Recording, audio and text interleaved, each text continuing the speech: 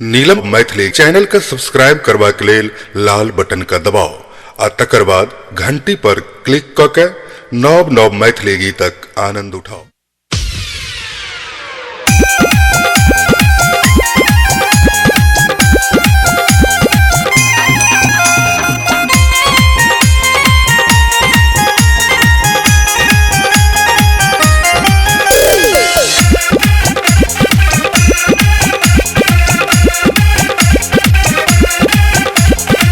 अहि छी शारदे माँ अहि भवानी, अहि कहाबै छी विद्या के दानी।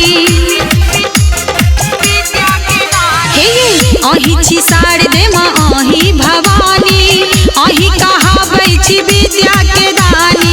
हम हो छी अहि के संतान माँ, संतान माँ, संतान माँ।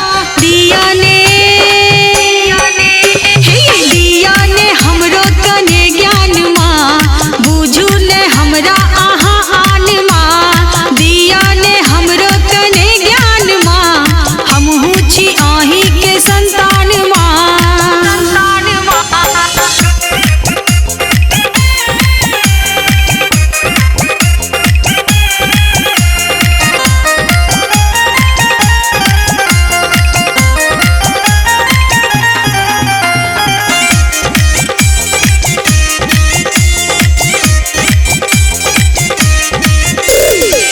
अहि छी सृष्टि के भाग्य विधाता, हमरो पर करियो दया कने माता।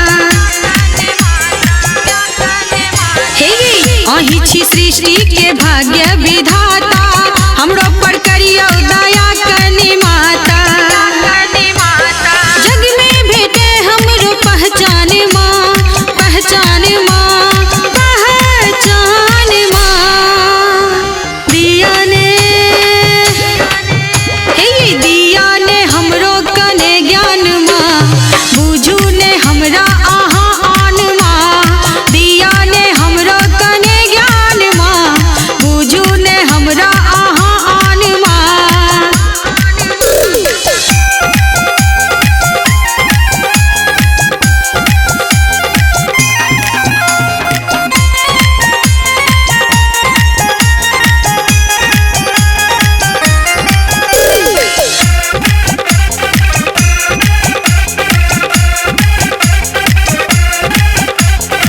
विद्या आ बुद्धि के अहाँ भंडारिये, महिमा अहाँ के जानै संसारिये। हाँ विद्या आ बुद्धि के अहाँ भंडारिये, महिमा अहाँ के जानै संसारिये। मूर्खों के बनबै छी विद्वान माँ, विद्वान माँ, विद्वान माँ। दिया ने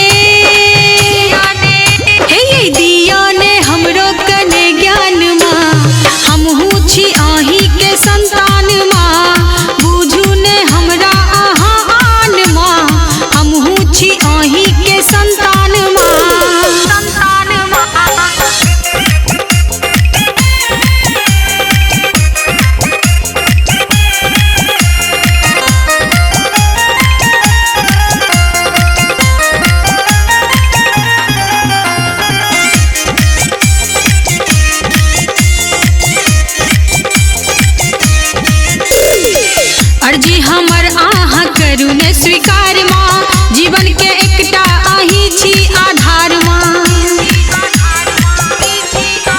हे अर्जी हमर आहाँ करू ने स्वीकार माँ, जीवन के एकटा अहि छी आधार माँ। सोनी शैलेंद्र या अज्ञान माँ, अज्ञान माँ, अज्ञान माँ। दिया ने